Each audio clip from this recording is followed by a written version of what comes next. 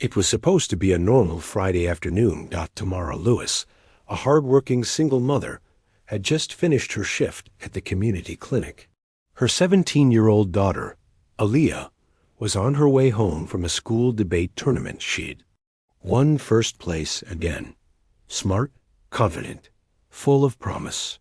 Tamara had planned a surprise dinner to celebrate. But the door never opened. Instead, her phone rang. It was the hospital. "Are you the mother of Aaliyah Lewis?" Tamara's breath caught. "Yes. What happened?" "She's in critical condition. You need to come immediately." Her legs nearly gave out. When she arrived, Tamara saw her daughter barely breathing, bruises covering her face. Her ribs fractured, machines keeping her alive. The doctor said Aaliyah had suffered blunt force trauma. She was in a coma. Tamara demanded answers. And slowly the truth emerged. Aaliyah had been stopped by local police while walking home. No weapon, no drugs, just walking home in her school uniform. But because she looked like someone suspicious, the officers claimed she resisted arrest. They beat her on the sidewalk. A neighbor caught part of it on a cell phone, but police seized the phone and denied everything. But Tamara was no ordinary mother. She wasn't just a nurse. She held a degree in forensic science, had connections in law, and a memory like steel. She knew how these systems worked, and she was done being quiet. First, she went to internal affairs. They brushed her off. Then the mayor's office. They made empty promises. And when local news refused to cover the story, she started her own. Campaign. Tamara posted her daughter's hospital photo online with the caption, "My daughter was beaten into a coma for being black and walking home." It exploded. Within 48 hours, national outlets were covering the story. Activists showed up. Protesters gathered outside the police department. Celebrities tweeted about it. Donations poured in for legal action.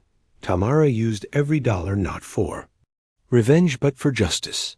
She hired a private investigative team who recovered deleted surveillance footage.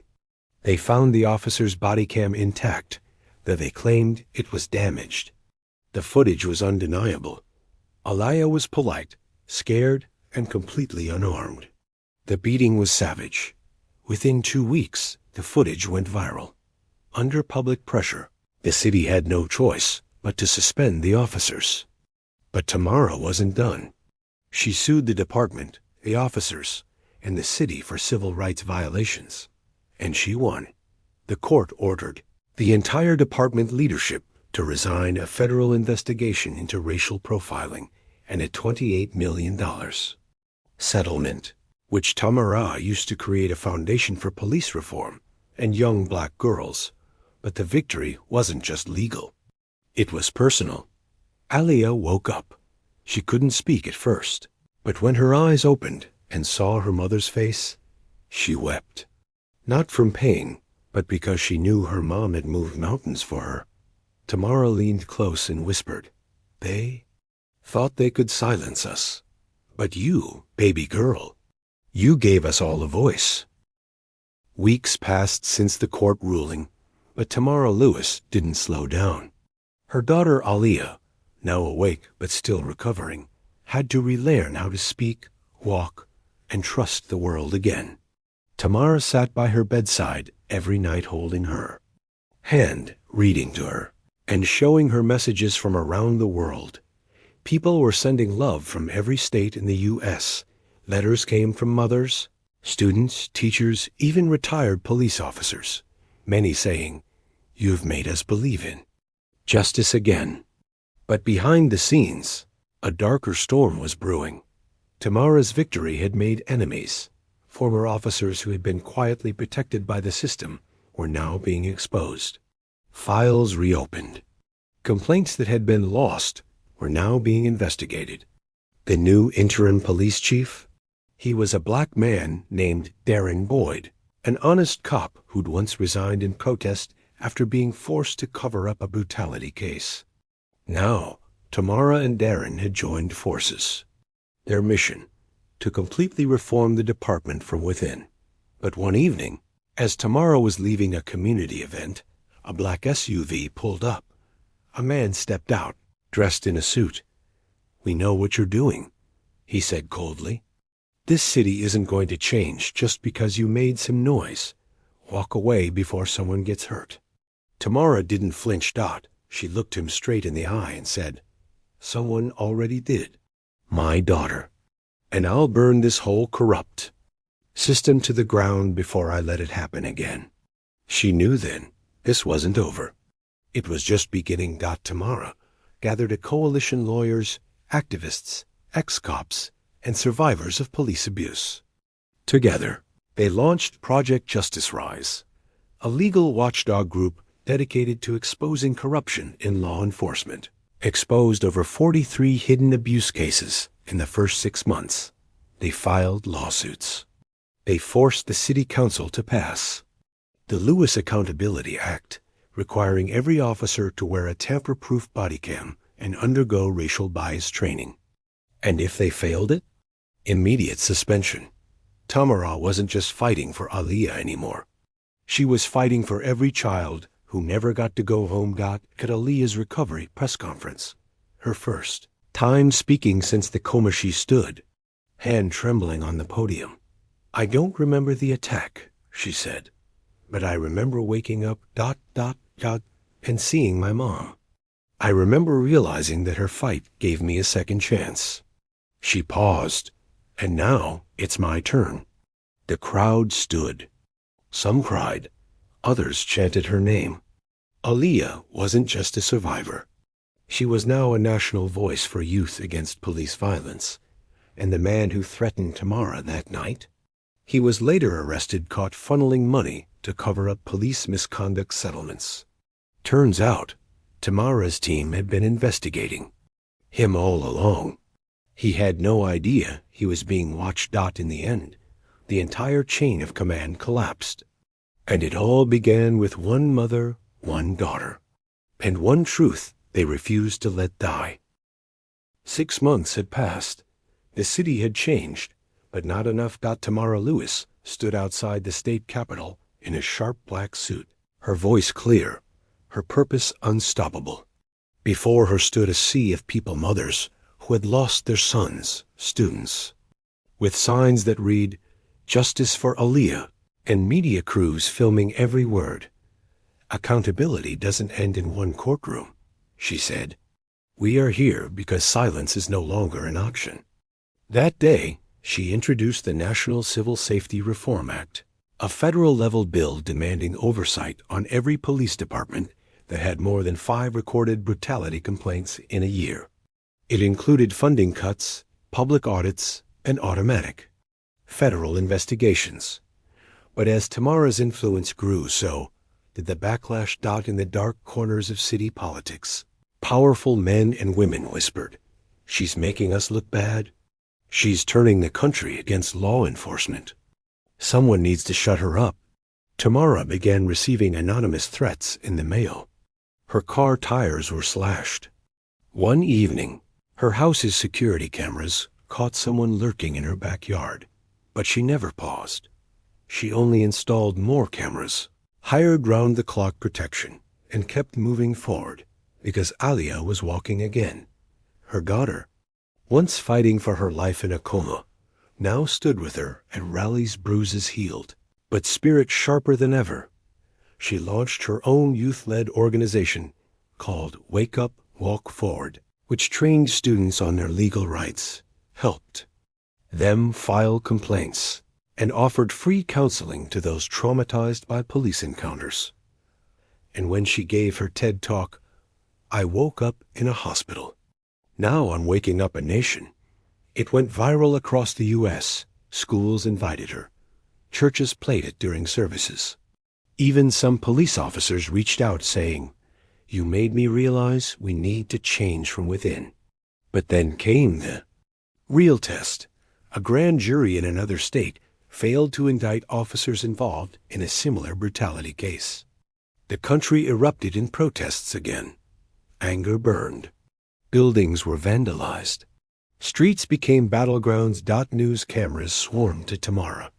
Everyone asked the same thing. Are you angry? She paused, looked into the lens. I'm furious, she said, but I will never let rage speak louder than justice. We don't need destruction. We need transformation. And we're doing it. One city at a time. The next morning, something unexpected happened. She received a personal call from the White House. They wanted her to join the National Task Force on Police Reform. Tamara didn't hesitate. I'll come, but only if we do it for real, not with politics, not with handshakes and smiles, but with law, action, and accountability. They agreed. And Tamara Lewis, once just a mother waiting for her daughter to come home, now sat at the same table as senators, governors, and national leaders, designing policies that would impact millions. Meanwhile, back home, the newly reformed police department now partnered with Tamara's foundation. Officers were retrained. Community outreach became mandatory. And within a year, police violence complaints dropped by 72%. Aliyah, she got accepted into Howard University, majoring in criminal justice. I'm not afraid of the system anymore, she told her mom. I'm going to be the kind of justice they never expected. Moral, Part 3. Real change doesn't begin with power. It begins with pain. But in the hands of someone brave, pain becomes purpose. And when purpose meets courage, even broken systems can be rebuilt. It had been 4 years. 4 years since Aliyah Lewis was beaten into a coma for simply walking home. 4 years since her mother, Tamara, took on the system with nothing but love, pain, and pure willpower. 4 years since their lives became the face of a movement no one could ignore anymore. Now, on a warm spring morning in Washington, D.C., a massive crowd gathered beneath the shadow of the Lincoln Memorial. Not for a concert, not for a protest, but for a promise. Aliyah Lewis was about to take the stage, this time not as a victim, not as a survivor, but as the youngest member ever sworn into the United States Department of Justice's Civil Rights Division. She stood tall in a sleek navy suit, curls tied back, fire still burning behind her eyes. Her voice no longer trembled when she spoke into microphones. The nation leaned in when she did. Justice, she began, isn't just about punishment. It's about prevention. It's about healing. It's about making sure no child ever wakes up in a hospital bed because of someone's uniform and unchecked power. Thunderous applause echoed across the National Mall. But as Aliyah spoke, her mother, Tamara, stood offstage, hands clasped, heart heavy. The pride in her chest swelled with every word Aliyah spoke, but so did something else. A quiet ache. Unknowing, she had fought so hard for this moment. Now it was her daughter's turn to carry the torch. Tamara had stepped back from public activism over the past year, not because she was tired, but because she knew real leadership meant letting others rise. She had trained new advocates, mentored community organizers, and passed the baton on purpose, but she never truly stopped. Every month, she still visited the families of new victims. Not all stories made headlines. Some were quiet tragedies, the kind that slipped through the cracks. She brought them comfort, legal help, and most importantly, hope. Tamara never let anyone feel alone the way she once had. One night, as Tamara sat on her porch reading a letter from a mother in Chicago whose son had been assaulted, Aliyah joined her. I don't know how you kept going, Aliyah whispered. When I was in that coma, you could have given up. Tamara looked at her daughter. There were small scars still visible behind her ear, a reminder of what was done, but also a reminder of what was overcome. I didn't keep going because I was strong, she replied. I kept going because you deserved better, and because if I didn't fight for you, who else would? A moment passed, and Aliyah leaned, her head on her mother's shoulder. The next morning, Headlines across the country read, Aliyah Lewis sworn in promises accountability from the inside. But not everyone celebrated Dot in a quiet, far corner of the country. A retired police chief named Victor Hall read the news and tossed the paper aside.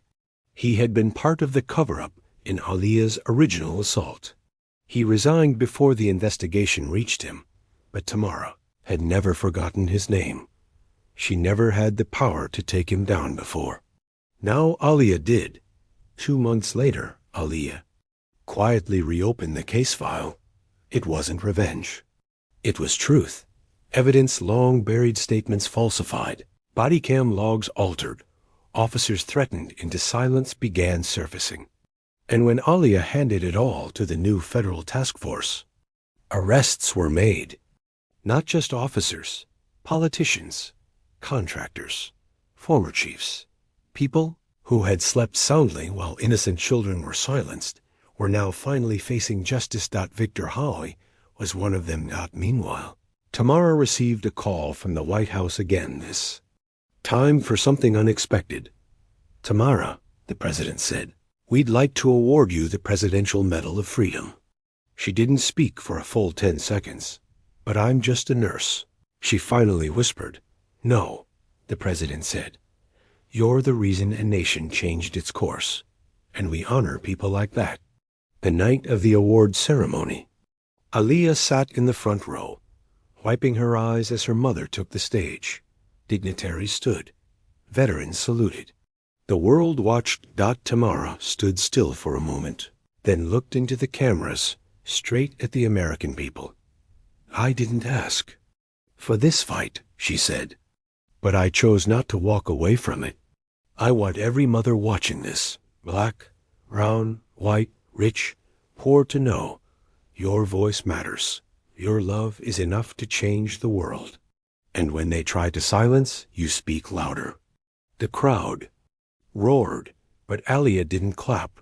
She cried, because she knew that story, the one the world cheered for, had cost her mother more than anyone would ever truly understand. In the years that followed, Tamara returned to her clinic. She never stopped being a healer. But now, people didn't just call her Nurse Lewis. They called her the mother who changed America. And Aliyah? She became a national figure in civil rights reform. She traveled state to state, working with police departments, schools, and youth centers, ensuring what happened to her would never happen again. One evening at a youth summit in Detroit, a small girl stood in the audience, barely 9 years old. She raised her hand and asked, Miss Aliyah, are you a superhero? Aliyah smiled gently. No, sweetheart. I'm just someone who survived and decided to fight back. 7 years. That's how long it took for the justice system to finally bring the original case to trial. Not just the officers. Not just the cover-up, but the system itself. The case was officially titled Lewis v. State of Brookwood. Civil rights violation and institutional negligence. Tamara Lewis and her daughter Aliyah were not just witnesses, they were plaintiffs. This trial wasn't about money. It was about accountability. About exposing how deeply the rot had spread and showing the world how far they had come. The courtroom was packed. Journalists filled every seat. Activists stood outside with signs. Retired cops came to support. Even college law students skipped class to attend what was being called the most important civil trial of the decade. The lead defendant was Victor Hale, the former police chief who had retired just weeks after Aliyah's assault. His face remained cold, defiant. He still believed he was untouchable. But this time, Tamara and Aliyah had something no corrupt system could fight. The truth, a platform, and the people behind them. Day one of the trial began with Tamara on the stand, calm, composed, every word heavy with years of buried rage and restrained heartbreak. She walked the court through every detail. The night she got the call, the hospital visit, the lies, the footage they tried to hide, the officials who told her to let it go, the mothers who reached out whispering, "It happened to us too." The courtroom was silent. Even the judge looked shaken. Then came Alia. She took the stand in full control, no tears, no victimhood, just truth. "My voice was stolen that night," she said softly, "but I found it again. And now I'm using it for those who never got the chance." One juror wept. And the evidence came. Emails, bodycam footage, audio recordings, testimonies from whistleblowers who finally spoke up. It became clear. The police department didn't just make a mistake. They built a system where abuse was protected, rewarded even, and silence was enforced through fear. Victor Hale's smugness cracked by day 4. By day 6, he refused to testify. The prosecution's final blow came from an unexpected witness, Officer James Parker, a rookie cop at the time of Alia's assault. He had been told to stay quiet or lose his future. Now, he stood in court and said, "I was a coward. I didn't stop it, but I'll never forgive myself if I don't speak now." He confirmed everything: the assault, the cover-up, the threats. Tamara watched him, then simply nodded. Forgiveness wasn't immediate, but it was possible because truth had finally come out. After 3 weeks, the jury delivered their verdict: guilty on all counts. Victor Hale was sentenced to 15 years. Other officers received 5 to 10. The city was ordered to pay damages and formally acknowledge systemic abuse within the department. But most importantly, the court ordered a federal mandate. All police departments in the state were now subject to yearly civil rights audits. It was the first ruling of its kind. And it all started with one girl. Walking home. Outside the courthouse, Alia faced the cameras. She didn't smile. She didn't celebrate. She simply said, this was never about revenge. This was about making sure the next little girl who walks home makes it all the way. Then she turned, held her mother's hand, and walked into history. A year later, Tamara retired fully. She moved into a quiet home near the ocean, where she now painted, tended her garden, and mentored young women. She still received letters daily, some from strangers, some from officers, some from other survivors. Alia? She was now a special advisor to the U.S. Attorney General on police reform. And in the evenings, she wrote a book, The Night I Didn't Come Home and How My Mom Brought Me Back. It became a New York Times bestseller. But more than that, it became required reading in law schools across the country. One night, Alia visited her mother and handed her a copy of the book. Page 197. She said. Tamara opened it. It read, "My mother didn't just fight for me. She fought for every person who never got the chance to fight back. And because of her, I found not just my voice, but my purpose." Tamara wiped her eyes and whispered, "You were always my purpose." 10 years later, the name Alia Lewis echoed in every major justice conference, in every classroom discussing civil rights, and even in police academies learning how not to repeat the past. But for Tamara, life had slowed down. Now in her 50s. She spent mornings sipping tea by the window and evenings walking the beach barefoot, still wondering how one moment, one tragedy, had rewritten everything. One day, she received an envelope. Inside was a letter and a photograph. The photo showed a young girl about 8 smiling in a school hallway, holding a sign. "Thank you, Alia. You made it safe for me to walk home." Tamara's hand trembled. Her eyes welled with tears. The letter was from the girl's mother. "We never met, but I teach my daughter about your daughter. Because of you both, I don't live in fear anymore." That night, Tamara called Alia. "I got your legacy in the mail today," she said softly. "And baby ... it's beautiful." Later that year, a statue was unveiled in the center of Brookwood City Park, where it all began. A bronze sculpture, of a mother and daughter, hand in hand, standing tall with quiet strength. The plaque read, "In honor of Tamara and Alia Lewis, they stood up when silence was safer. They changed the system and reminded us that love fierce, unstoppable love can build a better nation." At the unveiling, thousands stood in silence. And then, for the first time in years, Tamara took the mic one last time. "I didn't ask for any of this," she began, voice gentle but clear. "But when they broke my child, they awakened a mother who refused to let that be the end." She turned toward Alia, now standing tall beside her in a white suit, her hand resting gently on her mother's shoulder. "I raised a daughter," Tamara continued, "but the world gained a leader." As the sun set, Tamara and Alia stood beside the statue, silent, together. They had lost everything once, but they'd rebuilt something even stronger. Hope, and that hope would outlive them. Both. Moral, the final message. Sometimes the ones who change the world don't wear capes or sit in high offices. Sometimes they're just a mother and daughter with broken hearts and unbreakable courage. And when love becomes louder than fear, even the deepest wounds can shape a future worth fighting for.